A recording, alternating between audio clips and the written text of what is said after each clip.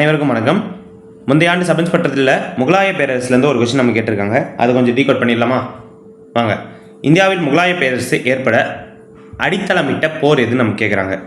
கான்வா போர், சந்தேரி போர், முதலாம் பானிபட் போர், மூன்றாம் பானிபட் போர். இதற்கான சரியான விடை அப்படின்னு பார்த்தோன்னா முதலாம் பானிபட் போர் தான். ஓகேங்களா?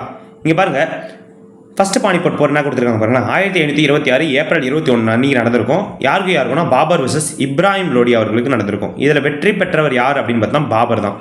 அதே மாதிரி இந்தியாவில் பீரங்கியை அறிமுகப்படுத்தியவர் யாருன்னு நம்ம கேட்கலாம். இதற்கான சரியான விடையும் பார்த்தீங்கன்னா பாபர் தான். ஏன் அப்படின்னு பார்த்தீங்கன்னா இப்ராஹிம் லோடி கிட்ட கிட்டத்தட்ட 1,00,000 வீரர்கள் இருப்பாங்க. பாபர் கிட்ட 10,000 20,000 வீரர்கள் தான் இருந்திருப்பாங்க. இருந்தும் பீரங்கி படையுடைய உதவியால் பாபர் இப்போரை வெற்றி பெற்றிருப்பார். இதன் மூலியமாக தான் பாபர் இந்தியாவில் முகலாய வம்சம் அப்படின்றத ஒன்று ஏற்படுத்தியிருப்பார். சரிங்களா? நெக்ஸ்ட், இப்போரில் தலை சிறந்த துப்பாக்கி வீரர். இதை பேஸ் பண்ணி ஒரு டஃபஸ்ட் கொஸ்டின் கேட்குறோம்னா இதுதான் கேட்பாங்க. உஷ்னாத் அலி அப்படின்றவர் தான் தலை சிறந்த துப்பாக்கி வீரராக இருந்திருப்பார். அடுத்தது கான்வா போர் 1527 மார்ச் 14. இது யாருக்கும் நடந்திருக்கும் அப்படின்னு பார்த்தா பாபர் விசஸ் மேவாரின் ராணா சங்கா அவருக்கும் நடந்திருக்கும். இதில் வெற்றி பெற்றது யார் அப்படின்னு பார்த்தா பாபர் தான்.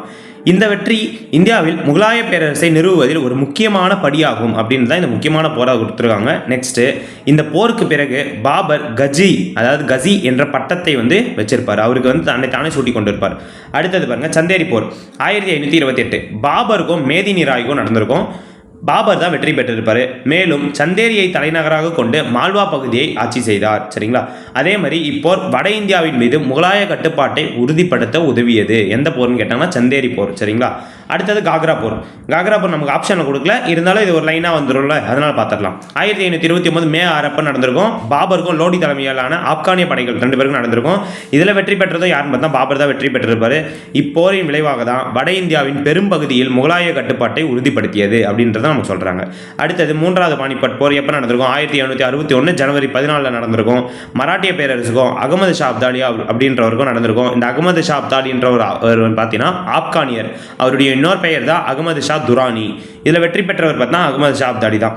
நெக்ஸ்ட், இந்த வெற்றிக்கு பார்த்தீங்கன்னா வட இந்தியாவில் மராட்டிய சக்தியின் வீழ்ச்சிக்கு முக்கியமான காரணம் இந்த போர் தான். மராட்டியத்துடைய அந்த முக்கியமான சக்தி வட இந்தியாவில் டிக்ளைன் ஆனதுக்கு காரணமே இந்த மூன்றாவது பானிபட் போர் தான் அப்படின்னு சொல்கிறாங்க. மீண்டும் அடுத்த ஒரு ப்ரீவியஸ் இயர் கொஸ்டினை சந்திப்போம். நன்றி, வணக்கம்.